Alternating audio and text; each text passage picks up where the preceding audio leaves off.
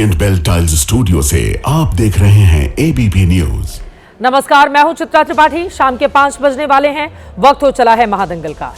देश की सबसे पुरानी पार्टी कांग्रेस की आज एक बड़ी बैठक हुई, कांग्रेस वर्किंग कमेटी की बैठक। और इस बैठक से पहले कांग्रेस के वरिष्ठ नेता दिग्विजय सिंह ने एक पुरानी तस्वीर साझा की, जिसमें नरेंद्र मोदी लालकृष्ण आडवाणी के पैरों के पास बैठे हुए नजर आते हैं। दिग्विजय सिंह ने तस्वीर के साथ लिखा कि आरएसएस का जमीनी स्वयंसेवक और बीजेपी का जमीनी कार्यकर्ता नीचे बैठकर सीएम और पीएम बना। यह संगठन की शक्ति है। और सबसे आखिर में वो लिखते हैं, जय सिया राम। इस पोस्ट ने देश में सियासी हलचल बढ़ा दी है, साथ ही सवाल को भी जन्म दे दिया है। क्या दिग्विजय सिंह के इस पोस्ट के जरिए कांग्रेस नेतृत्व को वो नसीहत दे रहे हैं? क्या इस पोस्ट के जरिए दिग्विजय सिंह अपनी ही पार्टी पर यह कटाक्ष कर रहे हैं कि संगठन में जमीनी स्तर पर काम करने वाले कैडर की कमी है, या फिर जो लोग जमीनी स्तर पर काम करते हैं उनके ऊपर बैठे लोग सुनवाई नहीं करते? ये सवाल जितने कांग्रेस के भीतर उठ रहे हैं, उतने ही कांग्रेस पार्टी के बाहर भी। इसी बैठक में यानी CWC की बैठक में प्रियंका गांधी ने मनरेगा को लेकर एक्शन प्लान की अपनी तैयारी बताई, तो प्रियंका गांधी का नाम लेकर सराहना की गई। बैठक से पहले संघ की तारीफ, पीएम मोदी की प्रशंसा और फिर बैठक के भीतर प्रियंका गांधी के प्लान को तवज्जो देना। क्या यह कांग्रेस के भीतर उठ रही उस चिंगारी का नया नमूना है, जब कांग्रेस के नेता राहुल गांधी की जगह प्रियंका गांधी के नेतृत्व सौंपने की लगातार वकालत कर रहे हैं?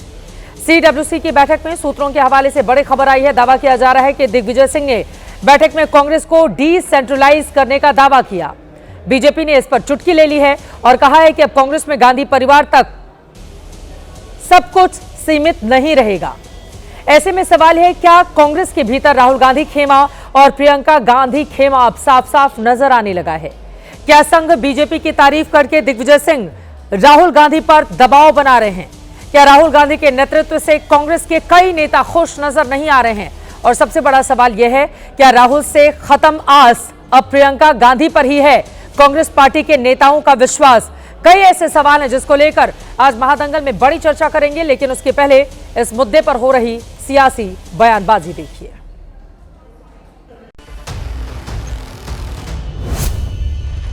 मैंने तारीफ की है संगठन की, मैंने संगठन की तारीफ की है, और मैं आरएसएस का और मोदी जी का, उनकी नीतियों का घोर विरोधी था, हूं और रहूंगा।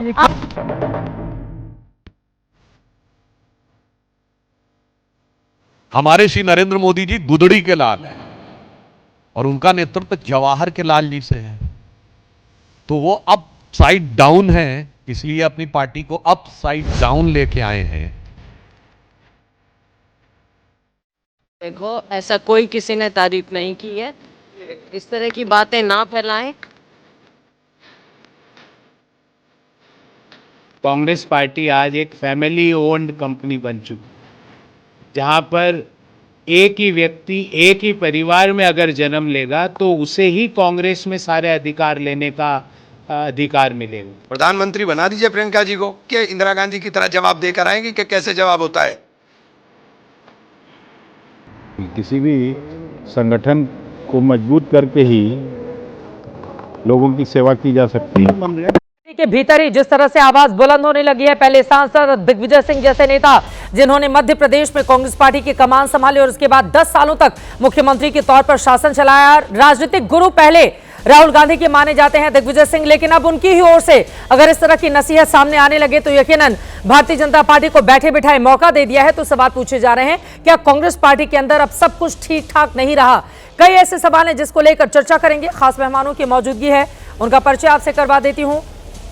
हमारे साथ इस वक्त राजीव रंजन जी, आप प्रवक्ता JDU के जुड़ चुके हैं। राजकुमार भाटी जी, प्रवक्ता समाजवादी पार्टी के जुड़ चुके हैं। शादाब चौहान जी, नेता AIMIM के हैं।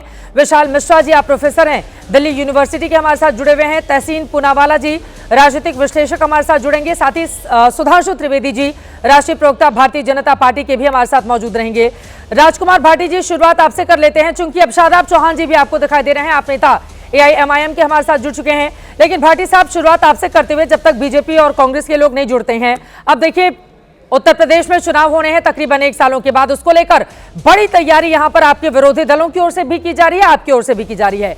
ऐसे में कांग्रेस पार्टी जो आपकी सहयोगी है, अगर उसके भीतर से राहुल गांधी के खिलाफ आवाज बुलंद होने लगे और दिग्विजय सिंह आरएसएस और बीजेपी की तारीफ करने लगे, फिर इसका बहुत दूर तलक असर होगा। राजकुमार भाटी जी। नहीं, मैं समझता हूं चित्रा जी कि किसी एक गुण की तारीफ कर देना, ये न तो अपनी पार्टी का विरोध है, न नेता का विरोध है, और न दूसरी पार्टी का समर्थन करना है। देखिए, मैंने तो कई बार कई शो में ये बात बोली है कि बुरे से बुरे व्यक्ति में भी कुछ अच्छाइयाँ होती हैं, बुरे से बुरे संगठन में भी एक तो अच्छाई होती है। चंबल के कई डकैत भी जो बहुत खूंखार डकैत माने जाते थे और हत्याएं करते थे, रेप करते थे, वो भी गरीबों लोगों को मैं कई बार रुपया बांट देते थे। गरीबों की बेटियों की शादी में दान दे के आते थे और मंदिरों में तो अक्सर जाके जो दान देते ही थे। तो किसी एक गुण की, ये मैं भी सहमत हूँ इस बात से दिग्विजय सिंह जी से, जो वो कहना चाह रहे हैं कि आदमी सबको बराबर में लेके चले, ज़मीन पे बैठ के मीटिंग में ज़मीन पे बैठे, ये अच्छी बात है, ये एक अनुशासन की बात है और ये हम मानते हैं कि इसका मतलब मैं भी कोई आरएसएस का या बीजेपी का बहुत कट्टर विरोधी हूं। मैं उनमें बुराइयां भी तो बहुत ढेर सारी हैं, लेकिन एक दो गुण मैं भी उनमें ऐसा देखता हूं जिसे सबको अपनाना चाहिए। अरे वही गुण तो सब पर भारी पड़ जाता है ना राजकुमार भाटी जी। अब बीजेपी बताती है कि बाकी जगह परिवारवादी पार्टियां हैं, एक अध्यक्ष के बाद दूसरा अध्यक्ष कौन बनेगा ये बताने की जरूरत है नहीं, लेकिन यहाँ पर जमीन पर बैठा हुआ कार्यकर्ता भी, हाल ही में हम इतना पीछे क्यों जाए, हाल ही में हमने देखा नितिन नवीन जी को, आप देखिए कोई दूर दूर तक उनका नाम लेवा नहीं था, वो बनेंगे नहीं बनेंगे ये कोई सोच भी नहीं सकता था, और नितिन नवीन जैसे 45 साल के युवा कार्यकर्ता को लाकर दिल्ली में जगह दे दिया और सीधे कार्यकारी अध्यक्ष बना दिया। तो यही तो उनकी ताकत है ना, जो बाकी पार्टियों से अलग करती है, यही उनकी सबसे बड़ी ताकत है, जमीन पर भी नजर आती है। भाटी साहब, नहीं, मैं एक तो ये कहना चाहूँगा कि आपने परिवारवाद का जिक्र किया। परिवारवाद पे हम कई बार इस बात का जवाब दे चुके हैं कि भारतीय जनता पार्टी में सबसे ज़्यादा परिवारवाद है। अगर आज अमित शाह जी के बेटे जय शाह अगर आईसीसी के चेयरमैन बने बैठे हैं तो वो केवल परिवारवाद की वजह से बैठे हैं, अपने पिताजी की वजह से बैठे हैं। उनके पिताजी गृह मंत्री केवल इस वजह से बैठे हैं। जय शाह में कोई योग्यता नहीं है क्रिकेट संबंधी, क्रिकेट का कोई ज्ञान उन्हें नहीं है। दूसरी बात जो अभी आप कह रही हो, जो परिवारवादी पार्टियों की आपने बात कर दी, ठीक है, मैं दूसरा जिक्र ये कर देती हूँ, यही उनकी सबसे बड़ी ताकत है, जो देखिए बिहार में भी रिफ्लेक्ट हुआ, अब बाकी राज्यों में भी इतने। कल ही मैंने केशव प्रसाद मौर्य जी का जाके लखनऊ में इंटरव्यू किया, उनकी ओर से बताया गया कि 2027 का कितना फुल प्रूफ प्लान हमने तैयार करके रखा हुआ है। नितिन नवीन का जिक्र किया आपने, नितिन नवीन मेरे ध्यान आ गया। नितिन नवीन को राष्ट्रीय अध्यक्ष बनाना, या जो उत्तर प्रदेश में अभी जो चौधरी साहब प्रदेश अध्यक्ष बनाए गए हैं, ये तो भारतीय जनता पार्टी की कमजोरी को जाहिर करता है। भारतीय जनता पार्टी में कार्यकर्ताओं को कोई ये जो दिखावा करते हैं कि हम तो चुनते हैं, हम तो चुनते हैं, हाँ। किसी को कानो कान भनक नहीं थी, किसी को ये पता ही नहीं है इनके अध्यक्ष कहाँ से तय होकर आते हैं। हमारे अंदर कम से कम संगठन में चर्चा तो होती है, इनके तो संगठन में कोई चर्चा तक नहीं होती। इनके तो अब नागपुर ने भी अब की बार तो कोशिश कर ली, नागपुर की पसंद का भी अध्यक्ष नहीं बना, तो कहाँ से बन के आया, ये आश्चर्य की बात है। पार्टी में किस तरह निर्णय लिए जा रहे हैं, कहाँ गया लोकतंत्र, कहाँ गई कार्यकर्ता आधारित पार्टी, कहाँ गया कार्यकर्ताओं को विचार विमर्श। नितिन नवीन को तो एक, क्योंकि भारतीय जनता पार्टी आजकल दो लोगों के हाथ में है और वो लोग चाहते हैं कि कोई कद्दावर आदमी सामने ना आए, कमजोर लोगों को पदों पर बैठाया जाए जो इनके सामने आंख उठा के बहुत गजब है। कभी ये कहे कि जमीन पर बैठा हुआ कार्यकर्ता, आप देखिए फिर मुख्यमंत्री और प्रधानमंत्री बनता है और उसी जमीनी कार्यकर्ता को उठाकर अगर अध्यक्ष बना दिया जाए तो फिर लगता है कि यहाँ पर तो किसी की चलती नहीं। ये बहुत खूब राजकुमार भाटी जी जलेबियां शब्दों के बड़े बहुत अच्छे से बना लेते हैं। सुधांशु जी हमारे साथ आ गए हैं, अब उनका रुख करते हुए। सुधांशु जी, आज तो आप लोगों में फूले नहीं समा रहे हैं। दिग्विजय सिंह जिन्होंने हिंदुत्व के मुद्दे पर, हिंदू आतंकवाद के मुद्दे पर इतना कटाक्ष किया आरएसएस पर, भारतीय जनता पार्टी पर, आज उन्होंने नसीहत क्या दी थी राहुल गांधी को, बड़े अच्छे लगने लगे आप लोगों को दिग्विजय सिंह जी। सुधांशु जी, नहीं देखिए, यहां पर कोई ना फूले समाने की बात है ना बहुत खुश होने की बात है, ये बहुत चिंतित होने की बात है। भारत के इतिहास में पहली बार एक ऐसे नेता प्रतिपक्ष हैं जिन्होंने किसी भी नेता प्रतिपक्ष के मुकाबले सबसे ज्यादा विदेश यात्रा करके भारत के बारे में सर्वाधिक अपशब्द बोले, भारत के सारे विरोधियों के साथ जाके मंच साझा किया है और भारत विरोधी संस्थाओं में जाकर बोले हैं। आज ही आप समझिए जिस प्रकार के उन्होंने यूरोपियन ओपन यूनिवर्सिटी में उन्होंने जाकर जिनके साथ मंच साझा किया। अभी देखिए वो जो एफपीएस है, एफईएस, फेडरिक इबर्न स्टिफ्टंग, वो संगठन जर्मनी का जो कि यूरोप रशिया ने अप्रैल 2022 में उसका रजिस्ट्रेशन ही कैंसिल कर दिया, यानी उसको बैन कर दिया एक तरीके से। ऐसे संगठनों पे जाने वाले, राहुल गांधी जी को छोड़िए, इससे पहले नेता प्रतिपक्ष तो मल्लिकार्जुन खड़गे जी भी हैं। कितनी बार आपने देखा विदेश में जाके भारत के बारे में बोलते हुए उल्टा सीधा? उससे पहले अधीर रंजन चौधरी थे, कितनी बार देखा आपने बाहर जाके उल्टा सीधा बोलते हुए? उससे पहले सुषमा स्वराज जी और अरुण जेटली जी थे लोकसभा और राज्यसभा में, कितनी बार आपने देखा सरकार के विरुद्ध विदेश में जाके बोलते हुए? अब आइए साहब, अटल जी की सरकार में राज्यसभा में नेता प्रतिपक्ष मनमोहन सिंह और लोकसभा में सोनिया गांधी जी थी। इवन सोनिया गांधी जी ने कभी जाके बाहर नहीं बोला। इसके अपने नरसिम्हा राव जी की सरकार में अटल जी ने जाकर समर्थन किया सरकार का। बताइए साहब, ये कैसे विचित्र आए हैं। और अब मुझे लगता है वो जो चिंता पूरे देश को है, जो मैंने आज बोला कि भारत विरोधी वैश्विक दुरभिसंधि के भारत की राजनीति में स्थायी प्रतिनिधि और प्रवक्ता हो गए हैं Rahul Gandhi ji. Rahul Gandhi ji has become a permanent spokesperson and representative of entire global nefarious nexus of anti India forces. अब मुझे लगता है कांग्रेस के अंदर भी लोगों को इस बात पर रियलाइजेशन होने लगा है। तो मतलब क्योंकि जिस अल्ट्रा लेफ्टिस्ट लाइन के प्रियंका ऊपर गांधी राहुल की गांधी तारीफ ले कर जाने रहे का हैं, प्रयास कर रहे हैं, तो मतलब आप लोगों के लिए भी मुफीद होगा, आप लोग यही चाहते हैं। राहुल गांधी हमेशा निशाने पर रहते हैं, लेकिन अगर दिग्विजय सिंह इस तरह की बयानबाजी कर रहे हैं, सुधांशु जी। नहीं, मैं जो कहना चाह रहा हूं, मैं आपसे एक वाक्य पूरा कर दूं, समझ में आ जाए। देखिए, ये कांग्रेस का वैसे तो अंदरूनी मामला है, परंतु जिस ढंग की बातें राहुल गांधी ने की हैं, आप याद करिए, ये 2024 में राहुल गांधी जी ने अप्रैल या जनवरी में ये बोला कि हम सोशियो इकोनॉमिक सर्वे कराएंगे और संपत्ति का वितरण कर देंगे। साहब, ये तो किसी कम्युनिस्ट कंट्री ने भी नहीं किया कि आपकी संपत्ति लेके दूसरे को बांट दी हो। ये कहने वाला व्यक्ति, आप ये अच्छी तरह समझ लीजिए, वो देश की सत्ता नहीं चाहता, देश को बवाल करना चाहता। और अगर दिग्विजय सिंह जैसा घनघोर संघ विरोधी, घनघोर हिंदू विरोधी, जिसने कहा 26/11 आरएसएस ने करवाया, अगर वो भी ये कहने पे मजबूर है, तो आप समझ सकते हैं कि कांग्रेस का नेतृत्व आज कितना मगरूर है और कांग्रेस का ढांचा अंदर से कितना चूर-चूर। ये बड़ी बात आप कह रहे हैं। अब मैं आ जाती हूं तहसीन पूनावाला जी, सीधे आपके पास। अब ये घमंड और मगरूर होना ही तो है। अब झूठी में आप लोग एसआईआर, वोट चोरी और तमाम तरह की बातें गिनाते हैं भारतीय जनता पार्टी को लेकर। अगर दिग्विजय सिंह जैसा नेता, जो राहुल गांधी का पहला राजनीतिक गुरु रहा हो, उनकी ओर से आपको यह नसीहत दी जा रही है, तो इसके लिए बीजेपी को दोष मत दीजिए। आपके भीतर ही सब कुछ ठीक नहीं चल रहा है तहसीन पूनावाला जी। कार्यकर्ताओं की आवाज ऊपर वाले नेताओं तक नहीं पहुंचती है, आपको कुछ समझाने जाइए, आप लोगों की बात नहीं सुनते हैं। सबसे ज्यादा लोकतंत्र तो खतरे में आपका हुआ ना कांग्रेस पार्टी के भीतर, पूनावाला साहब। चित्रा जी, अव्वल तो आपके साथ शो में शिरकत करने का मौका मिला, इसलिए आपका शुक्रगुजार हूं। आपके माध्यम से सभी फेलो पैनलिस्ट को, सभी दर्शकों को नमस्कार, और जिनको मैं नहीं मिलूंगा नववर्ष के एडवांस में ढेर सारी शुभकामनाएं। आपको भी चित्रा जी।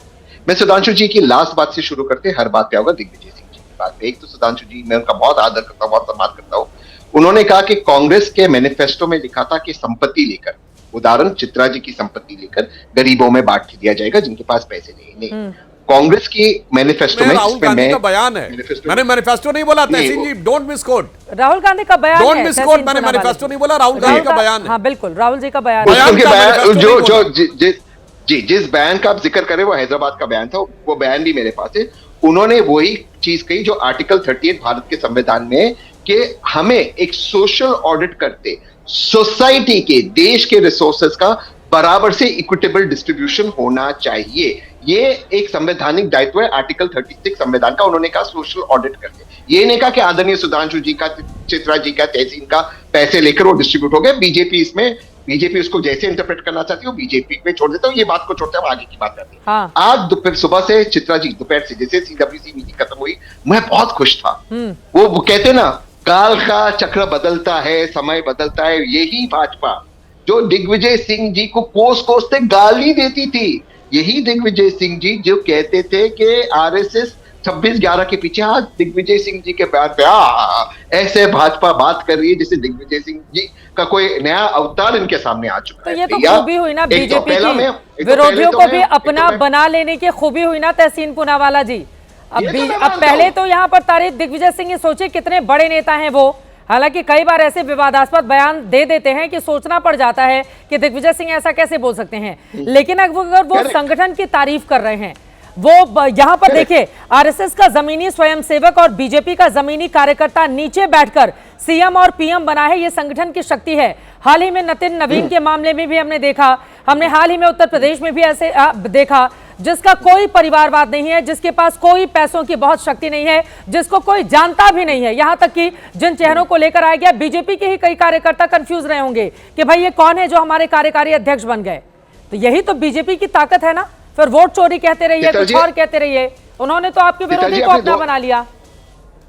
चित्तर जी, आपने दो बात की, मैं दोनों का जवाब दे दूं। सबसे पहले कांग्रेस की जो आज दशा हुई है, जो कांग्रेस की हालत हुई है, मैं बहुत जिम्मेदारी से कहता हूं और आप जानते हो मैं अपनी बात बेबाकी से रखता हूं, कांग्रेस के खिलाफ भी, बीजेपी के खिलाफ भी।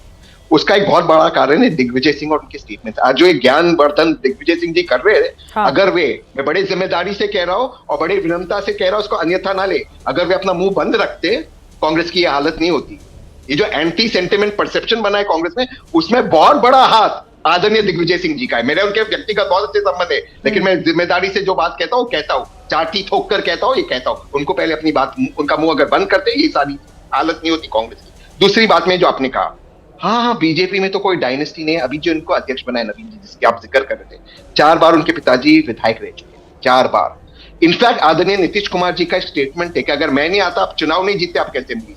ये बीजेपी परिवारवाद के खिलाफ है। जिस परिवारवाद को बीजेपी कांग्रेस में कोसते, उनको ले लेकर बीजेपी के अंदर मिनिस्टर और एमपी बनाते हैं, लेकिन फिर बीजेपी कहेंगे हमारा परिवारवाद तो अच्छा है, चंगा है, आपका परिवारवाद दंगा है। हम करें तो लीला, आप करें तो कैरेक्टर ढीला। बीजेपी परिवारवाद की भाषा भी अपने हिसाब से करती है। तो छोड़ दीजिए, मैं उस डिबेट में भी नहीं जाना था, उस पर आदरणीय प्रधानमंत्री जी ने बोला। सवाल यह है कि कांग्रेस को बहुत सारी स्थिति में सुधरना होगा, लेकिन कांग्रेस की जो दशा हुई, उसमें बहुत बड़ा कारण दिग्विजय सिंह जैसे नेता थे। और आज जब वो ये बयान देते, पहले उनको उत्तर प्रदेश में 2012 में मैं था उनके साथ, मैं तहसीन पूनावाला। क्या था संगठन, जो कांग्रेस जीतना चाहता था चुनाव 2009 में, या कम से कम 100 सीट आनी चाहिए। 10 बार मैंने उनको फीडबैक दिया था कि साहब 25 से ज्यादा सीटें नहीं आ रही। वो अपना मान के चल रहे 100 सीटें आ रही, 200 सीटें आ रही, 150 सीटें आ रही। उन्होंने कौन सा उत्तर प्रदेश में संगठन बनाया? मैं आपसे पूछ रहा हूँ चित्रा जी। आज बहुत आसान होता है राहुल जी को, मैं कोई राहुल जी की हर बात तारीफ नहीं करता, मैं उनको भी कहता हूं कि जहां गलत है, लेकिन मैं आज पूछता हूं दिग्विजय जी ने कौन सा संगठन बनाया? मध्य प्रदेश में 10 साल मुख्यमंत्री थे, उसके बाद क्या कांग्रेस लौट पाई मध्य प्रदेश के अंदर? क्या हालत हुई थी कांग्रेस की मध्य प्रदेश में आके? पहले अपने गिरबान में जाकर देखो। यही तो बात है ना तहसीन पूनावाला जी, बिल्कुल सही पकड़ा आपने। पहले खुद के भीतर झांक कर देखें, तब बीजेपी को कोसें कि बीजेपी वोट चोरी कर रही है या फिर मैनिपुलेट कर रही है ईवीएम के भीतर, या ये तो गजब हो गया। अब बिल्कुल सही जा रहे हैं आप लोग, बिल्कुल सही जा रहे हैं। कम से कम चुनाव आयोग को जितना आपने कोसा, आज दिग्विजय सिंह के इस बयान के बाद चुनाव आयोग के लोग भी राहत की सांस ले रहे होंगे कि भाई थोड़े दिन के लिए हम बच जाएंगे। हाँ, एक लाइन बोलिए, सुधांशु जी बोलेंगे, फिर राजीव जी के पास जाएंगे। बोलिए प्लीज। मैं बिल्कुल मानता हूं कि इलेक्शन कमीशन के साथ कुछ मुद्दे, लेकिन मैं मानता हूं एसआईआर मुद्दा नहीं था बिहार के चुनाव का। मैं आपको ओपनली कह रहा हूं, मैं कांग्रेस को भी गलत कह रहा हूं, लेकिन दिग्विजय सिंह जी से मैं लेक्चर नहीं लूं। वो गलत है और वो आज अपने आप को बचाने के लिए इस तरह की बातें ना करें। वो पहले बताए उन्होंने क्या। लोग भी दिग्विजय सिंह पर खुलकर कुछ बोल नहीं पा रहे हैं, मतलब गले की ऐसी फांसे ना उगल सकते हैं ना निगल सकते हैं। सुधांशु जी, उनकी बातें आपने सुन ली है, आप पहले उस पर टिप्पणी कर दीजिए, उसके बाद बाकी लोगों के पास में जाऊंगी। मैं देखिए, तहसीन भाई युवा हैं, प्रबुद्ध हैं, मगर जिस राहुल गांधी के बयान के बारे में ये भ्रम उत्पन्न करने का प्रयास कर रहे हैं, भाई ऐसा मत करिए। राहुल गांधी ने वो जो स्टेटमेंट दिया था डिस्ट्रीब्यूशन वाला, वो नेशनल रिसोर्स के लिए नहीं था। उनका स्टेटमेंट था हम सोशियो इकोनॉमिक सर्वे कराएंगे पॉपुलेशन का, फिर देखेंगे किसके पास ज्यादा है और किनके पास कम है, तब वितरण कराएंगे। नेशनल रिसोर्सेज पे तो आपका स्टैंड बहुत क्लियर है। मनमोहन सिंह के जमाने में 2011 में उन्होंने कहा कि minorities particularly Muslim should have the first right over the national resources of India. तो देश के संसाधनों पर तो मुसलमानों का हक है और हमारे आपके प्राइवेट संसाधन होंगे तो उसको डिस्ट्रीब्यूट करवा देंगे। ये अल्ट्रा लेफ्टिस्ट, अल्ट्रा अर्बन नक्सल माइंडसेट है जो कि 21वीं सदी के बाद पूरी दुनिया में कहीं देखने को नहीं मिला। अब मैं दूसरी बात कहना चाहता हूं, और आप तो और भी जबरदस्त हैं, जो कहता है कि हम दुनिया लोगों का तो रिसोर्स डिस्ट्रीब्यूट करा देंगे और पार्टी का रिसोर्स अपने पास रख लेंगे। नेशनल हेराल्ड केस में 90 करोड़ की देनदारी के ऊपर 2000 करोड़ की संपत्ति का स्वामित्व किसका?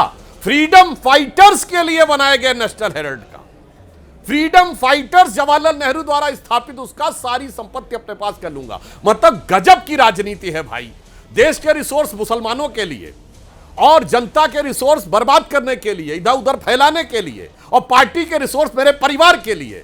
क्या गजब का भाषण देते मेरे भाई। आप जैसे प्रबुद्ध व्यक्ति को उनको समझाना चाहिए उल्टा कि भाई वो समझेंगे तब तो। ये जैसे प्रबुद्ध व्यक्ति समझाएंगे कैसे? और जो आपने बात कही, हाँ बोलिए, आप अपनी बात पूरी कर लें।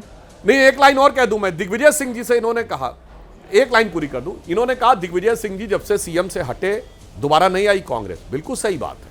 उस जमाने में राहुल गांधी जी नहीं थे और सोनिया गांधी जी अध्यक्ष थी, उनके ज्यादातर समय जब कांग्रेस नहीं आई।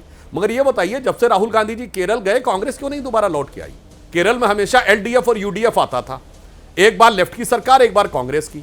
पिछली बार ही ऐसा हुआ कि कांग्रेस को आना था, लेफ्ट दोबारा रिपीट हो गया और यूडीएफ नहीं आया। तो मेरे भाई जरा दुनिया भर, देश भर में वोट की चोरी करने वाले मेरे ज्ञान बता दीजिए, ये केरल में वोट की चोरी किसने कर ली? कांग्रेस। अब ये केरल जानबूझकर लेकर जा रहे हैं, और अभी हाल ही में चुनाव हुआ, रिजल्ट आया, उसमें कम्युनिस्ट से ज्यादा कांग्रेस ने जीता है। हाँ। तो अब ये केरल में कम्युनिस्ट और कांग्रेस बताएं किसने किसकी वोट चोरी की?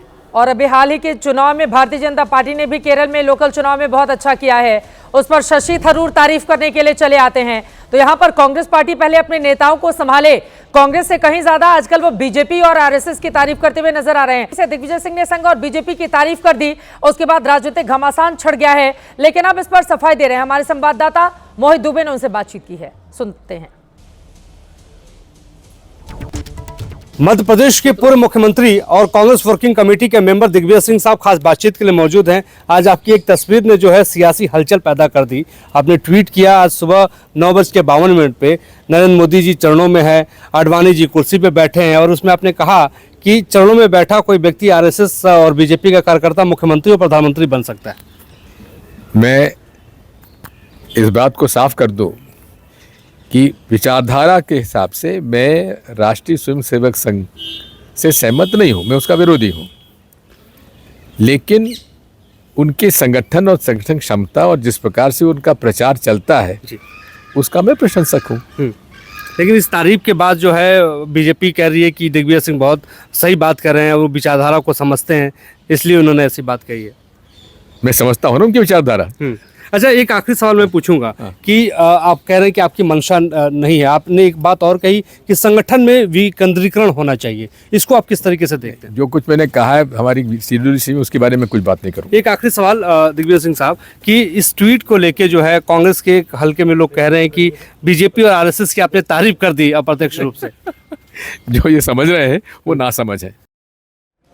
वैसे मुस्कुराते हुए दिग्विजय सिंह बहुत सारी बातें कह रहे हैं, लेकिन अब मैं राजीव रंजन जी आपके पास आते हुए, तो आप लोगों के लिए अच्छा ही है ना अगर राहुल गांधी को नसीहत दी जा रही है।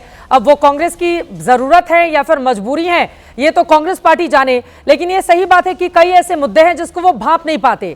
ऐसा ही था एसआईआर का मुद्दा, जिसको लेकर इतना लंबा चौड़ा उन्होंने कैंपेन किया, लेकिन उसका नतीजा ढाक के 3-5 जीत आप लोगों की हुई शानदार तरीके से। राजीव रंजन जी, और दिग्विजय सिंह की टिप्पणी पर भी मैं चाहूंगी आप अपनी प्रतिक्रिया दें।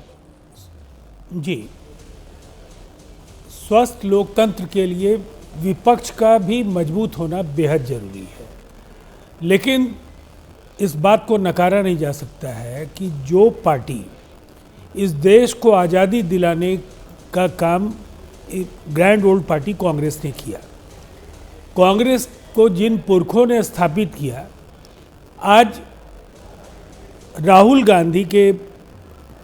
गांधी तक आते आते कांग्रेस पहुंच कहाँ गई, ये समझना बेहद जरूरी है कि आज पूरी तरह से कांग्रेस एक ऐसी सिमटती पार्टी है जो चंद राज्यों में जिनकी सरकार है और 1-2 जगहों पर वो मजबूती के साथ अभी तक वजूद बचा पाने में उनको कामयाबी मिली है। जिन 2 राज्यों में उनकी 3 राज्यों में जहां सरकारें हैं उसमें दरक रहा है पूरा का पूरा संगठन, और नेतृत्व में भी कहीं ना कहीं जो नेतृत्व और कार्यकर्ताओं के बीच या नेतृत्व के बड़े नेताओं के बीच जिस तरीके का विश्वास का संकट है, कर्नाटक उसका उदाहरण है, इसके पहले हिमाचल में भी। तहसीन भाई इससे सहमत होंगे कि जब उनकी ज़रूरत होती है पार्टी को, राहुल जी के पास वक्त नहीं होता है। कर्नाटक को भी देर सवेर जाना ही होगा, कांग्रेस बचा नहीं पाएगी कर्नाटक को। अब सवाल ये है कि आज दिग्विजय सिंह जी ने जो बातें कही, हम आज भी उनके बतौर कांग्रेसी होने का उसमें सबको कहीं कोई शको सुबह की गुंजाइश नहीं है। एक प्रतिबद्ध कांग्रेसी नेता है, ठीक है, लेकिन अगर उन्होंने एक स्टेटस पर यह कहा कि भारतीय जनता पार्टी ये है और आप कहाँ हैं, उन्होंने सत्ता के विकेंद्रीकरण को लेकर के भी कहा, संगठन में फैसलों के विकेंद्रीकरण को लेकर के भी उन्होंने कहा। ये सच है, उन्होंने जैसी सख्त टिप्पणियां की हैं उसकी वकालत कांग्रेस के नेता उसका जवाब नहीं दे पाएंगे। उनका जवाब उनके पास भी नहीं होगा कि किस तरीके से कमिटी तक जो नेतृत्व है राज्यों में वो नहीं बना पा रहा है।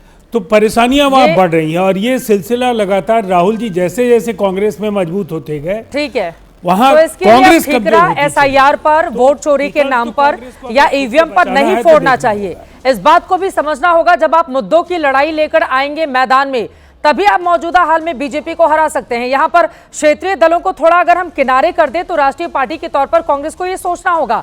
लेकिन इन सब के बीच जल्दी विशाल मिश्रा जी, शादाब चौहान जी, दोनों लोगों के पास में आऊंगी, लेकिन उसके पहले सुधांशु जी, दिग्विजय सिंह का बयान आपने सुन लिया, वो गुड़ खाकर लेकिन गुलगुले से परहेज कर रहे हैं। सुधांशु त्रिवेदी जी, नहीं देखिए, वहां पे जो एक आपको बात बता रहा हूं, प्रॉब्लम क्या हो गई है, कांग्रेस पड़ गई है शॉर्टकट की राजनीति और भारतीय जनता पार्टी और संघ ने लंबी मेहनत वाली राजनीति। अब ये बताइए, मैं एक छोटी सी बात कहता हूं, दिग्विजय सिंह जी का बयान अपनी जगह रखिए। हमारी पार्टी में बूथ लेवल सम्मेलन आपने देखे, कांग्रेस में कितनी बार देखा बूथ लेवल सम्मेलन? मंडल अध्यक्षों का सम्मेलन देखा क्या? जिला स्तर के लोगों का सम्मेलन देखा क्या? हमने मोदी जी के जन्मदिन से गांधी जी के जन्मदिन के बीच में सेवा पखवाड़ा मनाया, कांग्रेस का कोई ऐसा कार्यक्रम होते देखा? हमारे सांसद लोग सांसद खेल कूद प्रतिस्पर्धा कर रहे हैं पूरे देश भर में, एनडीए के सारे सांसद, 1 करोड़ युवा आकर उसमें सहभागिता हो चुके। कोई कांग्रेस के सांसद ऐसा कार्य कर रहे हैं क्या, बताइए? इस समय सरदार पटेल की जयंती के ऊपर हमने देश भर में हर सांसद ने, हर विधायक ने अपने अपने क्षेत्र में दौड़ की। कांग्रेस ने ऐसा कोई काम किया? भाई साहब, आप ऐसे बैट्समैन हैं जो नेट प्रैक्टिस करते दिखते नहीं है और उसके बाद मैच हार जाने पे आप कहते हैं कि साहब एम्पायर खराब था। और इतना ही नहीं, इनकी स्थिति क्या है, जहां सत्ता में आ जाते हैं वहां आपस में लड़ते हैं। राजस्थान में सत्ता में आए तो गहलोत जी और पायलट जी लड़ रहे थे, छत्तीसगढ़ में सत्ता में आए तो भूपेश बघेल जी, KS सिंहदेव लड़ रहे थे। अगर यहां देखें तो वहां कैप्टन अमरिंदर सिंह और सिद्धू लड़ रहे थे। कर्नाटक में DK शिव कुमार और सिद्धारमैया लड़ रहे हैं। तो जानते हैं इनकी स्थिति क्या है चित्रा जी? ये ऐसे बैट्समैन हैं जो नेट प्रैक्टिस करता दिखता नहीं है, टेक्निकली खेलता नहीं है और दोनों बैट्समैन एक दूसरे से लड़ते रहते हैं और जब रन आउट हो जाते हैं तो एम्पायर को दोष देते हैं और फिर सोचते हैं कहीं स्टेडियम के बाहर से कोई आकर मैच का डिसीजन बदलवा दे तो मैं जीत जाऊं। मुझे लगता है ये जो मानसिकता है, और बिल्कुल सही बात कही गई है जो राजीव रंजन जी ने भी कहा कि एक मजबूत प्रभावी विपक्ष होना चाहिए पर राष्ट्रवादी विपक्ष होना चाहिए। अब मैं एक बात पूछना चाहता हूं, जो लोग कह रहे हैं दिग्विजय सिंह जी तो एक्स सीएम हैं, कांग्रेस के कितने एक्स सीएम हैं जिन्होंने पार्टी छोड़ दी? मोदी जी की आंधी को रोकने में अगर कोई सफल हुआ तो कैप्टन अमरिंदर सिंह 2 बार, उन्हें बेइज्जत करके पार्टी से बाहर निकाल दिया। एक्स सीएम, उत्तराखंड के एक्स सीएम विजय बहुगुणा, उनको पार्टी से निकाल दिया। कर्नाटक के SM कृष्णा, उनको पार्टी से बाहर निकाल दिया। यहां पर आप देखिए किरण कुमार रेड्डी आंध्रा के, उनको पार्टी से बाहर निकाल दिया। जितने भी लोग हैं उन जो, और अरुणाचल के कोलिकोपुल, उनको पार्टी से बाहर निकाल दिया। और जो नेता सीएम के समकक्ष थे, ज्योतिरादित्य सिंधिया, हेमंता विश्व शर्मा, आज AK एंटोनी जी के बेटे अनिल एंटोनी हम लोगों के साथ हैं, गुलाम नबी आजाद साहब, ये सिर्फ एक्स चीफ मिनिस्टर्स की बात कर रहा हूं। हर समझदार नेता को बेइज्जत करके बाहर निकालेंगे, देश को बेइज्जत करेंगे और अपने संगठन को। राहुल गांधी जी ने, सुनिए तहसीन भाई, गुजरात में जाके बयान दिया था कि कांग्रेस, गुजरात में 2 कांग्रेस है, एक कांग्रेस के साथ वाली कांग्रेस, एक बीजेपी से मिली हुई कांग्रेस। मतलब आप अपनी पार्टी, अपने कैडर, अपने नेताओं को इतना बेइज्जत करेंगे और फिर सोचेंगे कि सोरस के नेटवर्क का यूज करके और कट्टरपंथी लोगों के साथ गठबंधन करके और हम कहेंगे कि जेन जी को भड़का कर कि लोगेगा कि एक कोई नेपाल और बांग्लादेश जैसा माहौल क्रिएट हो जाएगा और ये ख्वाबों ख्यालों में सत्ता आ जाएगी। मुझे लगता है इस गलतफहमी से कांग्रेस के बुजुर्ग नेताओं ने जो उन्हें जगाने का प्रयास किया था, संभवतः दिग्विजय सिंह उसकी अंतिम कड़ी। और इसी में एक लाइन जोड़ते हुए तहसीन जी आप जवाब भी दे दीजिए, उसके बाद बाकी लोगों के पास जाऊंगी। तहसीन पूनावाला जी, हाल ही में सिद्धू जी की वाइफ की ओर से जो बयान दिया गया था कि 500 करोड़ में सीएम की कुर्सी मिल जाती है, आप समझ रहे हैं अगर बड़े नेता जो आपके बड़े बड़े कार्यकर्ता हैं अगर उनकी ओर से इस तरह का बयान दिया जाएगा तो फिर बात तो बहुत दूर तक निकलेगी ना तहसीन जी। खुद को ठीक करने के बजाय बार बार सामने वाले पर उंगली उठाते रहो। चित्रा जी, मुझे कोई शक नहीं कि कांग्रेस को अपने आप को सुधारना होगा और कांग्रेस को सही मुद्दों को उठाकर उन पर बातचीत करके सरकार को मैट पे लाने की का काम करना होगा, जो आदरणीय प्रियंका गांधी वाड्रा जी ने किया और बीजेपी कोई जवाब दे नहीं पाए। मैं बिल्कुल इस चीज पे मानता हूँ। लेकिन आज सुधांशु जी कह रहे हैं कि सारे जो प्रसिद्ध नेता थे, एक्स चीफ मिनिस्टर से चले गए। कैप्टन साहब का एक इंटरव्यू है, वो कह रहे बीजेपी में मुझे कोई पूछता नहीं, कम से कम कांग्रेस में हर फैसले में मुझे पूछा जाता था, हर फैसले में मुझे सहयोगी बनाया जाता था। कैप्टन साहब ऑन रिकॉर्ड है, अब भी कह रहे हैं, अभी तो बीजेपी के मेंबर आ रहे वो। इसके अलावा ये जो आपने रन कराया आदरणीय सरदार पटेल जी के ऑनर में, ये आपने मणिपुर में क्यों नहीं कराया? मणिपुर के अंदर तो आप रन कराते नहीं। देखिए, सवाल ये है कि बीजेपी खुद सिर्फ नेट प्रैक्टिस और इलेक्शन का मैच जीतना चाहती है। जहां तक देश का सवाल है, उसके लिए हर चीज सोरोस से लेकर राहुल गांधी जिम्मेदार है जो खराब हो रहा है। अब हिंदू की जो हालत हो रही है बांग्लादेश के अंदर, उसके लिए भी वो नेहरू जी को जिम्मेदार बनाएंगे। उनके तो एक सांसद ने इंदिरा जी को जिम्मेदार बना दिया, शायद गिरिराज बाबू ने बनाया। तो सब चीज के लिए दोषी नेहरू जी से लेकर राहुल जी है, बाकी तो इनकी कोई जिम्मेदारी नहीं है। सिर्फ चुनाव जीतने की जिम्मेदारी है इनकी। ठीक है, बांग्लादेश में आज जो हमारे हिंदू भाई बहनों के साथ हो रहा है, इसके लिए क्या कर रहे हैं? ठीक है, उस पर भी दिग्विजय सिंह जी की ओर से बयान आया था। उन्होंने कहा कि बांग्लादेश के हिंदुओं के साथ जो हो रहा है ऐसा चूंकि देश में मुसलमानों के साथ होता है भारत के भीतर, इसलिए हिंदुओं के साथ ऐसा हो रहा है। अभी थोड़े दिन पहले का ही ये बयान है। खैर मैं शादाब जो हाँ गलत है, और उसी दिग्विजय सिंह जी को आज बीजेपी चीयर कर रही है। मैं कह रहा हूं गलत है। एक भी मुसलमान भारत में पीड़ित नहीं है, एक भी। और मैं इसका प्रमाण 10 सेकंड में देता हूं। अगर सीए जैसा कानून बांग्लादेश और पाकिस्तान निकालेगा, एक भी मुसलमान छोड़ते नहीं जाएगा ये देश। लेकिन अगर सीए के कानून में तब्दीली होती है कि जो मुसलमान बांग्लादेश और पाकिस्तान में पीड़ित है वो आ जाओ भारत के अंदर। ठीक है, शादाब जी की टिप्पणी ले लेती हूँ। शादाब जी, अब प्रियंका गांधी कांग्रेस के बहुत सारे नेताओं को अच्छी लग रही है। राशिद अलवी, मोहम्मद मोकीन, इमरान मसूद ने तो कह दिया प्रियंका गांधी को प्रधानमंत्री बनाइए। इससे हालत सुधर जाएगी क्या कांग्रेस की? हालांकि प्रधानमंत्री उम्मीदवार बनाइए, उनको बोलना चाहिए था प्रधानमंत्री तो देश की जनता बनाती है। बोलिए शादाब चौहान जी। निश्चित चित्रा जी, ये उनकी पार्टी का आंतरिक मामला ज़रूर है और ना मैं उनका तर्जुमान हूं, लेकिन ये बात स्पष्ट है कि दिग्विजय सिंह साहब का 4 महीने का कार्यकाल बचा है, तो हो सकता है कोई बैकअप प्लान या हृदय परिवर्तन का विचार कर रहे हों, क्योंकि जिस सेक्युलरिज्म के सूरमा का कांग्रेस के हृदय परिवर्तन हुआ है वह हिंदुत्व का चैंपियन बन के उभरा है। चाहे हिमंता हो या जितने भी लोग आते हैं और वो इनके पास चले जाते हैं। और आरएसएस के जो जनक है हेगडेवार, वो कांग्रेस के जनरल सेक्रेटरी रहे हैं। श्यामा प्रसाद मुखर्जी चैंपियन ऑफ हिंदुत्व, वो कांग्रेस के नेहरू कैबिनेट मिनिस्टर रहे हैं। तो ये सब के सब मिले हुए हैं। कांग्रेस जो है ऑक्सीजन है आरएसएस के लिए, और इसीलिए हम कहते हैं जब जब मुसलमानों पर, दलितों पर जहां भी अत्याचार हुए हैं वहां कांग्रेस उसमें डायरेक्टली और इनडायरेक्टली इन्वॉल्व रही है। कांग्रेस को अपना आत्मचिंतन करना चाहिए कि बीजेपी के ट्रैप में फंस करके वो सॉफ्ट हिंदुत्व के टारगेट पर जा रहे हैं और मुसलमानों और दलितों के इश्यूज को उन्होंने इग्नोर कर दिया। कई जगहों पर तो मुसलमानों का नाम तक भी नहीं लेते राहुल गांधी जी। तो कांग्रेस को यह तय करना पड़ेगा कि क्या वो आरएसएस के एजेंडे के तहत ट्रैप में आकर सॉफ्ट हिंदुत्व पर चलेंगे, क्या जो कांग्रेस की विचारधारा थी, जो मौलाना अबुल कलाम आजाद साहब की विचारधारा थी, उस विचारधारा को पकड़ करके रखेंगे, गांधी की विचारधारा को पकड़ के रखेंगे, अंबेडकर की विचारधारा को पकड़ के रखेंगे, या वो कॉम्प्रोमाइज कर लेंगे? ये soft Hindutva versus hard Hindutva की लड़ाई अगर लड़ी जाएगी तो बीजेपी उसमें जीतेगी, जाहिर सी बात है। और रही बात प्रियंका गांधी जी हो या कोई भी हो, कोई भी आएगा, जब तक उनको मुसलमानों को पॉलिटिकल रिप्रेजेंटेशन, दलितों को और सब समाज को नहीं देने की बात करेंगे, तब तक उनके साथ यही होता रहेगा। आप अपनी नाकामी की जिम्मेदारी इलेक्शन कमीशन पर या दूसरों पर नहीं जाति समुदाय से आते हैं, मेहनत करता है। हाँ, मल्लिकार्जुन खड़गे कहां से आते हैं उनको जब बनाया गया तो कहा गया ना कि एक बड़ा फेस देखिए हम किस तरह से आगे कर रहे हैं। बोलिए बोलिए शादाब जी। बनाया तो रामनाथ कोविंद जी को भी राष्ट्रपति गया था। हाँ।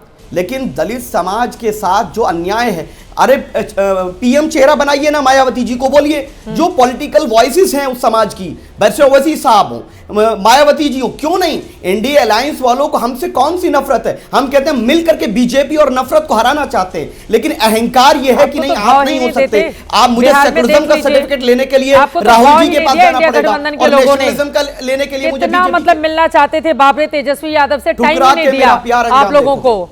ठीक है, विशाल मिश्रा जी को दिखाई जल्दी से, उसके बाद मैं राजकुमार भाटी जी के पास जाऊंगी।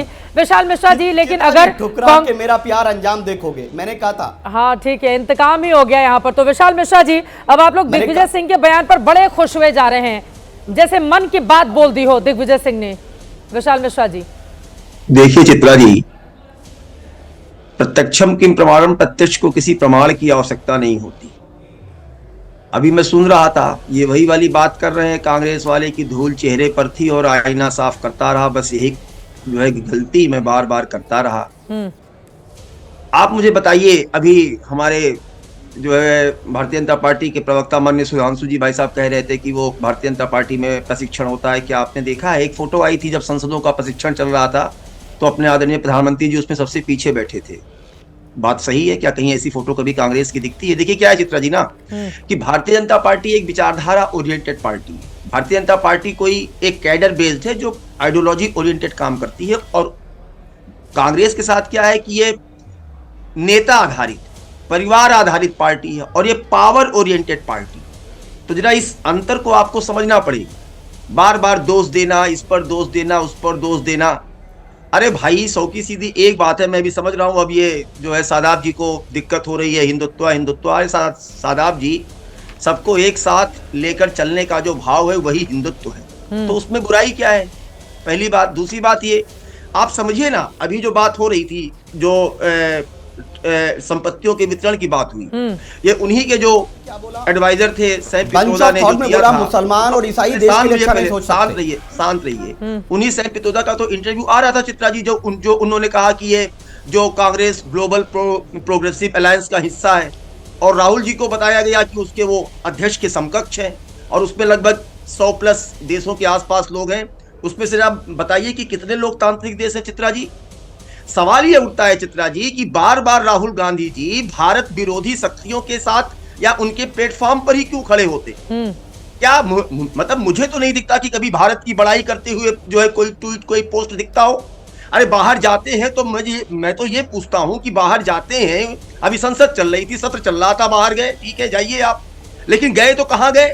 जो भारत विरोधी शक्तियों में इन्वॉल्व है, वो जॉर्ज सोरोस का जो जनवरी 2020 के आसपास जो स्टेटमेंट आया था कि वो जो हमें वो सिविल सोसाइटी स्टेब्लिश करना है, नेशनलिस्ट सिस्टम को हटाना है, और पर्टिकुलर आदरणीय प्रधानमंत्री मोदी जी का रेफरेंस दिया गया था, जिसके लिए 1 बिलियन के आसपास खर्च करने की बात की गई थी। और पता चलता है कि ये जो सेंट्रल प्रोग्रेसिव अलायंस है, उसमें जो ये सेंट्रल यूरोपियन यूनिवर्सिटी है, उसका भी जो है फंड वहीं से जा रहा है, जिसमें वो पार्टिसिपेट भी कर रहे हैं। सवाल उठता है कि बार बार ये मतलब पावर पाने की कुंठा में आप भारत के विरोध में खड़े हो जाएंगे। हाँ, मैं राजकुमार भाटी से इसका जवाब ले लेती हूं। अपनी बात बोलिए। बार बार आप बताइए, एक भी क्या, जहां तक मैं जानता हूं, मेरी भी पोस्ट डॉक्टरेट इजराइल से रही है, जर्मनी से रही है, कि भारत के अपने लोग होते हैं, हम लोग भी मिलते थे, अपनी बात करते थे, तो मुझे समझ में नहीं आता कि क्या कोई भारत का हितैषी, भारत की बात करने वाला नहीं मिलता, उसका प्लेटफॉर्म नहीं मिलता, केवल और केवल भारत विरोधी लोगों का ही प्लेटफॉर्म मिलता है।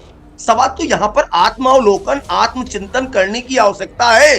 अब उसमें यह कह देना, और जो भारतीय जनता पार्टी की अच्छाई है, जो राष्ट्रीय स्वयंसेवक संघ की अच्छाई है, तो उसको लेने में क्या बुरा? राष्ट्रीय स्वयंसेवक संघ तो व्यक्ति निर्माण की बात करता है, माँ भारती को परम वैभव संपन्न बनाने की बात करता है, तो माँ भारती को परम वैभव संपन्न बनाने से किसको एतराज? राजकुमार भाटी जी, अब ये बात तो सही कह रहे हैं। देखिए, जब आप किसी संगठन की तारीफ करते हैं, दिग्विजय सिंह जो बार बार जोर देकर बोल रहे हैं, उनका संगठन हिंदुत्व की विचारधारा पर जुड़ा हुआ है, वहां पर पद आते हैं जाते हैं, कोई छोटा कार्यकर्ता बड़े पद पर जाता है, बड़ा छोटे पर आ जाते। कितने बड़े बड़े मंत्री रहे, आज की तारीख में उनके पास कोई पद नहीं है, चुनाव भी कई लोग हार चुके हैं, फिर भी उनके वहां से कोई विरोध की आवाज नहीं उठती है। क्योंकि उनके पास एक विचारधारा है राजकुमार भाटी जी, उससे कैसे लड़ेंगे आप लोग? और आपके लिए तो बड़ी मुश्किल है, अगर कांग्रेस आपस में सिर फुटबॉल करेगी तो सपा के साथ तगड़ी तरीके से चुनाव कैसे लड़ेगी यूपी में? चित्रा जी, अभी आपने दिग्विजय सिंह जी की बाइट सुनवाई थी। जो बात मैंने शुरू में कही थी, मैंने तो ये बाइट सुनी नहीं थी, वो स्पष्टीकरण दिग्विजय सिंह जी ने दिया कि कोई उनकी विचारधारा से मैं बिल्कुल विरोधी हूँ, विचारधारा का बिल्कुल विरोधी हूँ, लेकिन उनके अंदर कोई विशेषता है, कोई अच्छाई है तो वो हमें अपना लेनी चाहिए। और ये मैंने शुरू में कहा था। चित्रा जी, हम भूल जाते हैं कि रामायण जब हम पढ़ते हैं तो रामायण में ये बताया गया कि राम ने लक्ष्मण को रावण से राजनीति की शिक्षा लेने के लिए भेजा था कि ये बहुत विद्वान व्यक्ति है, इससे कुछ सीख के आओ। तो क्या रावण के पाप माफ कर दिए गए थे? रावण की बुराइयां खत्म हो गई? उसमें एक अच्छाई थी, उसे सीखने के लिए खुद भगवान श्री राम ने अपने भाई को भेजा। तो अगर आरएसएस के अंदर कोई एक अच्छाई है और उसकी प्रशंसा कर रहे, तो इससे तो दिग्विजय सिंह की स्वतंत्र सोच और उनकी विशाल हृदयता का पता चलता है। इसमें ज्यादा आलोचना करने की और ज्यादा हमें गुमराह होने की जरूरत नहीं है। ना बीजेपी के मित्रों को ज्यादा उत्साहित होने की जरूरत है। कमेंट जल्दी से। उन्होंने राम और रावण का उदाहरण दिया। जो इन्होंने उदाहरण दिया ये प्रमाणित करता है कि हिंदुओं से ज्यादा सेकुलर कोई नहीं हो सकता। कि भगवान राम ने, और हिंदू धर्म में ही जिसको राक्षस माना गया, बुराइयों का प्रतीक माना गया, उसके अंदर भी अच्छाई मानी गई। और रावण रचित शिव तांडव स्तोत्र भगवान शंकर की सर्वश्रेष्ठ रावण मुसलमान था। आज के संदर्भ में चित्रा जी सुनिए, नहीं सुनिए सर, आज नहीं, मुसलमान नहीं करो, राक्षस जो माना गया। और दूसरी बात, आपने मुसलमान कहा, सुनिए भाटी जी, पूजा होती तो मैं कहना चाहता आज भी हूं कि होती है। मुसलमानों में भाई ब्राह्मण था वो, शिव भक्त था, हिंदू था वो, बीच में बोल रहे हैं। रावण की आज भी पूजा होती है, ब्राह्मण था। अरे भैया मैं यही ब्राह्मण था या नहीं था?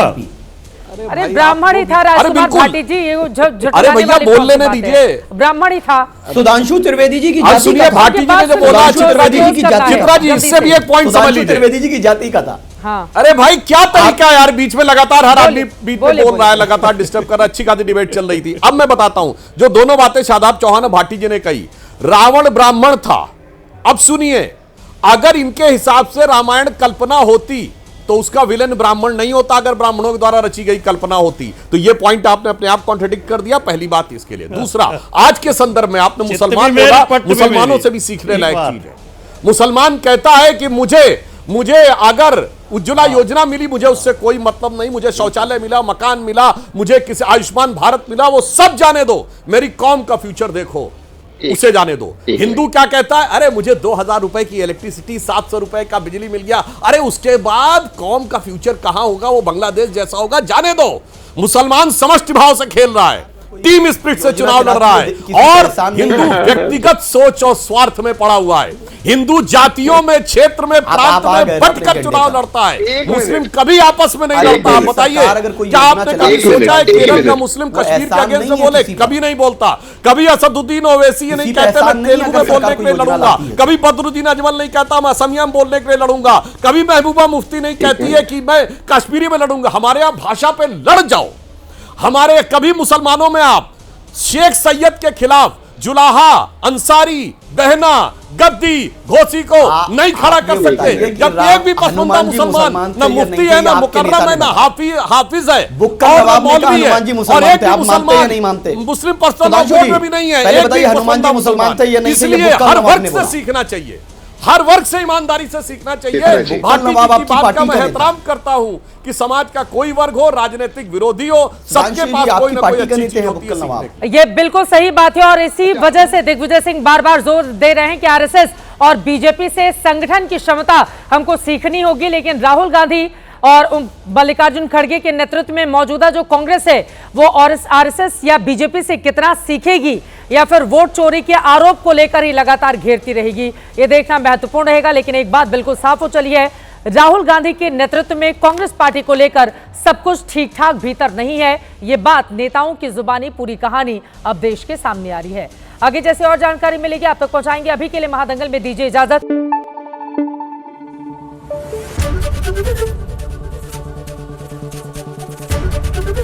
एबीपी न्यूज आपको रखे आगे।